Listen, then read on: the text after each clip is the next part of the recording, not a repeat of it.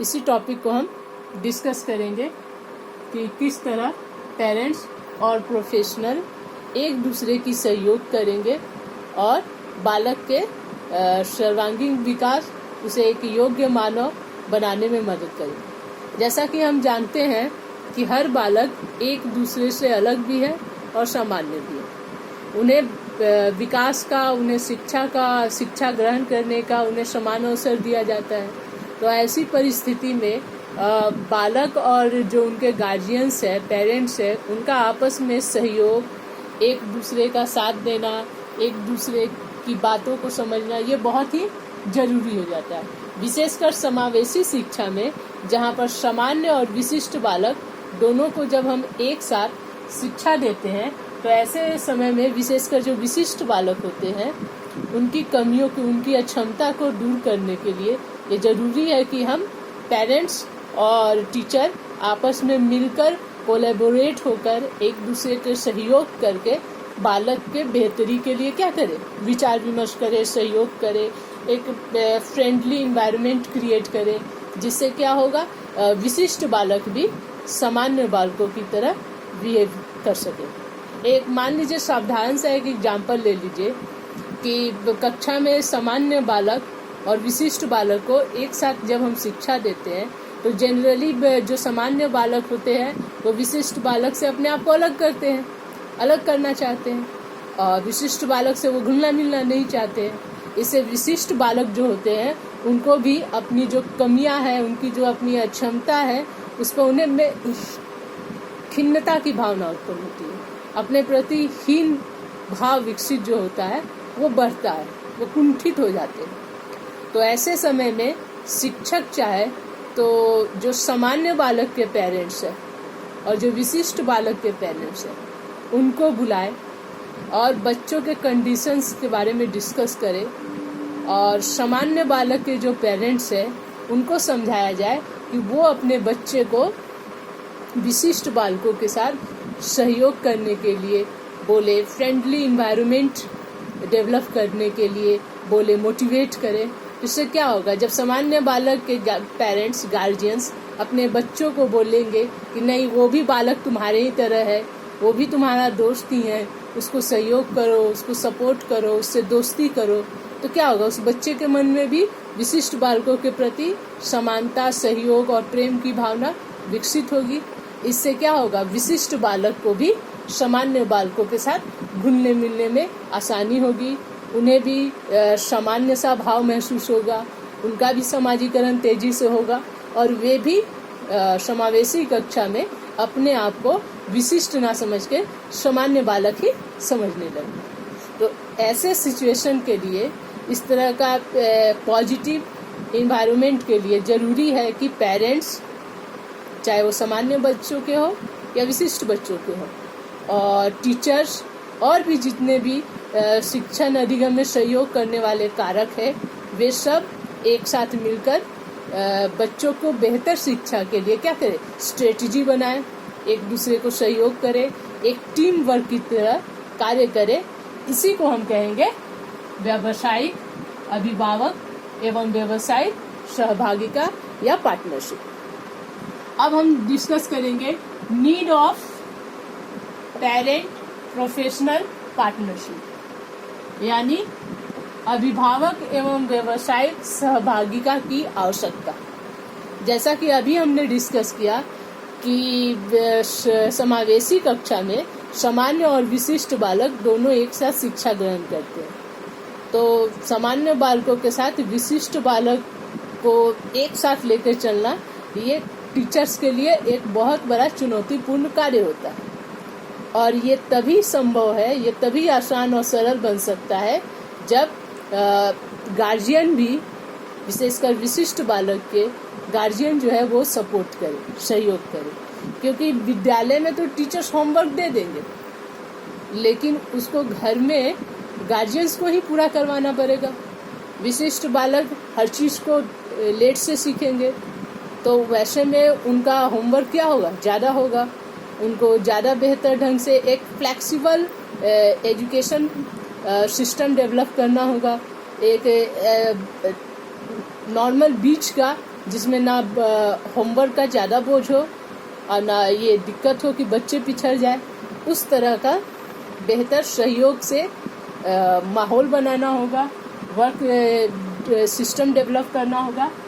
इसके लिए ज़रूरी है कि ये दोनों आपस में क्या करें, सहयोग करें, एक पार्टनर की तरह कार्य करें। दूसरा है बेनिफिट्स ऑफ पीपीपी, अर्थात अभिभावक एवं व्यावसायिक सहभागिता का लाभ।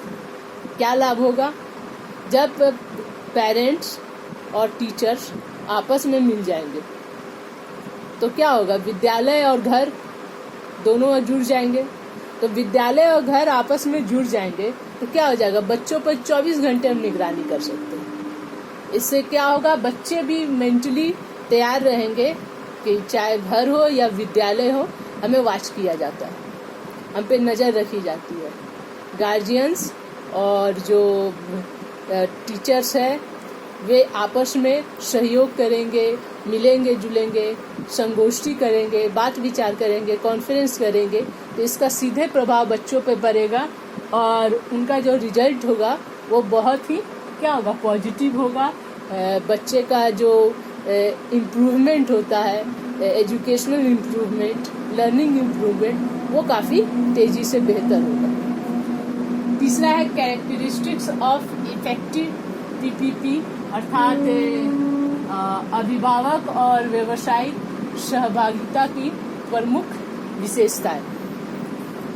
क्या हो सकता है कि समय समय पर आवश्यकता अनुसार बच्चों को रिजल्ट के लेकर, उनके मूल्यांकन के लिए या उनके परफॉर्मेंस को लेकर पेरेंट्स और टीचर्स आपस में मीट कर सकते हैं, मुलाकात करके बच्चों के जो रिजल्ट है, उनका जो वस्तु स्थिति है, जो कि प्रेजेंट कंडीशन है, उस पर डिस्कस कर सकते हैं, कैसे उसको बेहतर कर सकते हैं।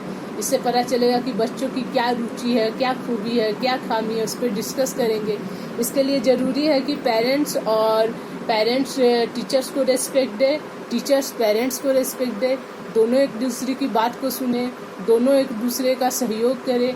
जितना टीचर्स और पेरेंट्स में आपस में कोलैबोरेशन होगा, सहयोग होगा, सहभागिता होगी, उतना ही बच्चों पर पॉजिटिव डेवलपमेंट में ये मददगार साबित होगा।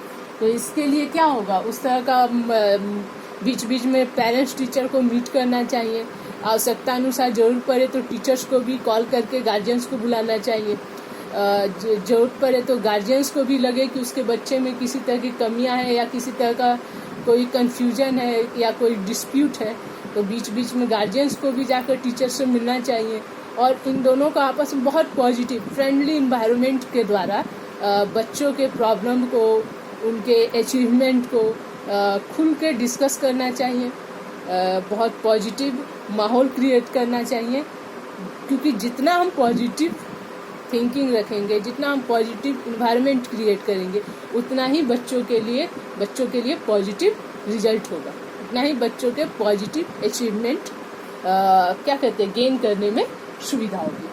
तो इसके लिए ज़रूरी है कि पेरेंट्स और टीचर्स आपस में सहयोग करें। नेक्स्ट है suggestions for the success of PPP, अर्थात अभिभावक एवं व्यावसायिक सहभागिता की सफलता के लिए भी कई तरह के सुझाव दिए जा सकते हैं। जैसे टीचर्स और अभिभावक एक दूसरे के लिए अवरोध का काम ना बंद करें, इसके जगह एक दूसरे को सहयोग करें। जब टीचर्स पेरेंट्स को बुलाए तब हमेशा कोशिश करना चाहिए कि पेरेंट्स वहाँ पहुँचे, वो अपने बच्चों के प्रदर्शन को आंखों देखी देखें। टीचर्स को भी आवश्यकता अनुसार जब उसके कुछ प्रॉब्लम रखता है या उसकी कुछ विचार रखती है, उसको भी बहुत पॉजिटिव और बहुत ध्यानपूर्वक सुने, क्योंकि हमने डिस्कस किया है पहले भी कि आईईपी यानी इंडिविजुअलाइज्ड एजुकेशन प्लान, जिसमें विशिष्ट बालक जो थे उनको आवश्यकता अनुसार क्या किया जाता है, उनके लिए स्पेशल एजुकेशनल प्लान किया जाता है, ताकि उनकी कमियों को दूर किया जा सके और उन्हें भी सामान्य कक्षा का हिस्सा बनाया जा सके। तो इन सब सिचुएशन में विशेषकर ये कब संभव है, जब पेरेंट्स और टीचर्स आपस में एक दूसरे को सहयोग करेंगे, दोनों मिलकर बच्चे की कमियों को डिस्कस करेंगे, कैसे इसे दूर किया जाए, कैसे बेटरमेंट लाया जाए। इसके लिए जरूरी है कि ये दोनों आपस में सहयोग करें, सपोर्ट करें। तो इसके लिए क्या अवरोध का ना काम करके सहयोग का काम करना चाहिए। बालक के अचीवमेंट पर डिस्कस करना चाहिए, उसको सेलिब्रेट करना चाहिए टाइम टू टाइम। उसकी जो कमियां हैं उसको डिस्कस करके दूर करने के लिए जो भी उपाय हो उसको कोशिश करना चाहिए। जो भी सुझाव दिया जाए उसको अमल करने की कोशिश किया जाए। जो भी आवश्यकता हो उसको पूरा करके उन कमियों को दूर करने में दोनों एक दूसरे को सहयोग करें। पेरेंट्स टीचर को रेस्पेक्ट दे और हाँ, टीचर्स भी पेरेंट्स को रेस्पेक्ट दे। उन्हें साथ विशेषकर जो विशिष्ट बालक होते हैं उनके पेरेंट्स को विशेषकर उनके समस्या को सुनना चाहिए। क्या किया जाए कि विशिष्ट बालक की कमियों को दूर किया जा सके, इस पे बहुत ही एक टीम वर्क की तरह काम करके मिलजुल कर सहयोग करके एक बेहतर माहौल बनाना चाहिए, ताकि बच्चा को विद्यालय घर जैसा लगे और ऐसा ना लगे कि विद्यालय उसके लिए जेल है। और जो आनंद वो घर में महसूस करता है, जो अपने परिवार के बीच में स्नेह, अपनापन और सहयोग पाता है, वो माहौल उसे विद्यालय पे मिले। जिसके लिए जरूरी है कि घर और विद्यालय एक बन जाए। ये तभी संभव है जब अभिभावक और जो व्यावसायिक होते हैं वो आपस में सहयोग करें, एक दूसरे के कार्यों में मदद करें। तभी जाकर यह समावेशी शिक्षा में जो समावेशन है, इंक्लूशन है, वो संभव हो पाए। इससे सामान्य बालक से को तो फायदा है ही, विशिष्ट बालकों को बहुत फायदा मिलती है और वे भी सामान्य बच्चों के साथ आसानी से घुल मिल पाते हैं। उनका समाजीकरण तेजी से होता है, वे समावेशन कर पाते हैं और सभी जो बच्चे हैं उनका सामान्य रूप से विकास होता है। वे बेहतर इंसान बनते हैं, वे अपने पैरों पर खड़े हो पाते हैं। तो ये रहा आज का टॉपिक, अभिभावक एवं व्यावसायिक सहभागिता, इनका सहयोग और इनका सपोर्ट जितना मिलेगा वो बालक के ऑल राउंड डेवलपमेंट में काफ़ी हेल्पफुल है। चलिए आज के लिए इतना ही। Thank you.